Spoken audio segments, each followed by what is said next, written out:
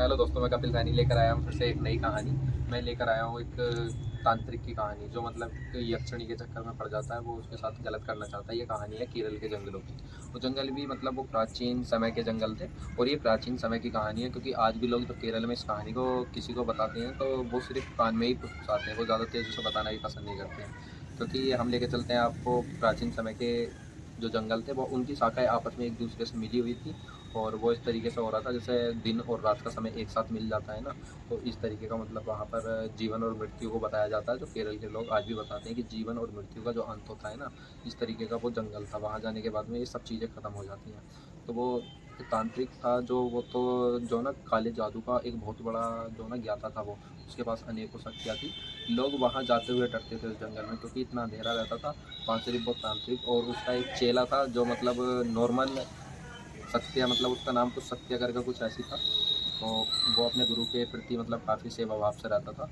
तो अपने गुरु से उसने वो बातें नहीं बताई जो उसे बता देनी चाहिए थी, क्योंकि वो वैसे तो मतलब मोह माया से जो परा था वो उसका गुरु था, लेकिन वो शादी कर चुका था। और उस लड़के को कुछ पता नहीं था कि वो किससे शादी कर चुका है। लेकिन वो मतलब जिस लड़की से उसने शादी करी थी वो एक यक्षिणी थी, क्योंकि उसे वो उसी जंगल में मिली थी। और उसका गुरु मतलब जंगल के इस कोने पर अंधेरी मतलब अंधेरे जंगलों में रहता था, और वो लड़के ने जो जिस लड़की से शादी करी थी वो दूसरे कोने पर रहती थी।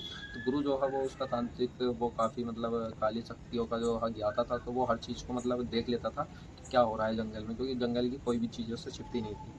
तो एक दिन वो ऐसी सिद्धि में मतलब मन लगा के बैठता है, तो अचानक से जो है उसे ऐसा आभास होता है कि उसके सामने कुछ आता है। तो वो उसके सामने मतलब एक सुंदर सी अप्सरा आके मतलब खड़ी हो जाती है। तो वो उसे देखने के बाद में वो तांत्रिक का मन जो है ना, जो मोह माया और लोभ से बिल्कुल परे था, वो सिद्धियों के लिए निकल गया था। तो उसके मन में मतलब लालसा जागती है। तो वो उससे शादी करने की कोशिश करता है, उसके साथ गलत काम करने की कोशिश करता है। तो वो मतलब जब भी सिद्धि करता है बार बार वही चीज़ उसके सामने आती है, वही लड़की बार बार उसके सामने आती है।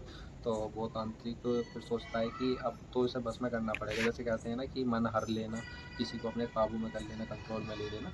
तो वो इस तरीके से वो इस तरीके की हरकतें करता है। तो वो तांत्रिक एक वट वृक्ष के नीचे बैठता है, और वहीं पर जो है ना एक जो उसके तांत्रिकों के जो होते हैं ना, वो घेरे से इस टाइप का कुछ बनाता है वो, तो और सिद्धि करने बैठ जाता है। जब सिद्धि करता है ना, तो मतलब इस तरीके का करता है वो, चारों तरफ के जंगल जो होते हैं ना, एक सन्नाटा सा छा जाता है, और सिर्फ आसमान में बिजलियाँ कड़कने लगती हैं। उसे महसूस होता है मतलब जो उसकी सांसों की आवाज़ थी ना, उन्हें जंगल भी सुन सकता था, इस तरीके का कुछ होता है। तो लास्ट में जब वो सिद्धि उसकी ख़त्म हो जाती है, तो वो उस यक्षिणी को पुकारता है उसके नाम से। तो वो यक्षिणी उसके सामने आके खड़ी हो जाती है, लेकिन वो कोई नॉर्मल, वो नॉर्मल स्त्री तो थी नहीं कि उसे सब कुछ पता नहीं होता। वो एक यक्षिणी थी, वो सब कुछ जानती थी कि इस तांत्रिक ने मुझे किस बेस पे सिद्ध करा है और क्यों करा है। तो जैसे वो, तो वो यक्षिणी को जैसे बुलाता है, मतलब उसके नाम से यक्षिणी को बुला लेता है, तो वो यक्षिणी आ जाती है।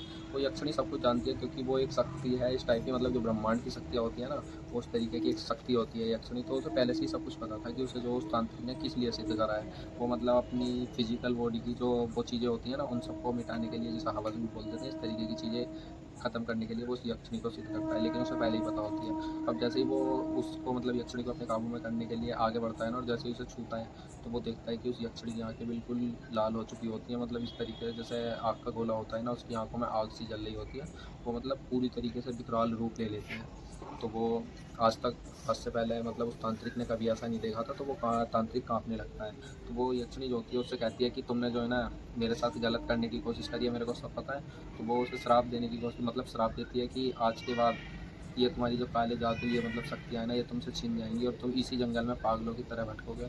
और वो जैसे ही इतनी चीज़ें बोलती है यक्षिणी, तो उस तांत्रिक से ये सब चीज़ें छिन जाती हैं। जैसे मतलब वो पहले तांत्रिक हष्ट-पुष्ट एकदम मजबूत काया वाला था, उसका शरीर अब काँपने लगता है, और उसके मतलब मन में कोई, जैसे पहले वो मतलब सिद्धियों को लेके सब कुछ सोचता था, इस तरीके से अब उसके मन में कुछ नहीं बचा था। अब तो बस उसका मन इधर-उधर भटक रहा था। तो वो क्या बोले, एक प्रेमी लड़का आ जाता है जिसकी शादी उसी यक्षिणी से हो चुकी होती है। तो वो उससे कहता है कि अब हम इस जंगल में नहीं रुकेंगे। तो वो उसे लेके वहाँ से वो निकल जाते हैं। उनका कुछ दूरी के पे जाने के बाद में बताया जाता है कि वो गायब हो गए थे, लेकिन उनका आज तक तो मतलब लड़कों का, उस लड़के को और यक्षिणी का तो कुछ पता नहीं चला कहाँ गए थे। लेकिन कहा जाता है कि आज भी वो तांत्रिक केरल के उन जंगलों में भटकता है, और वो मतलब भटकते-भटकते उसकी वहीं पर डेथ हो गई थी।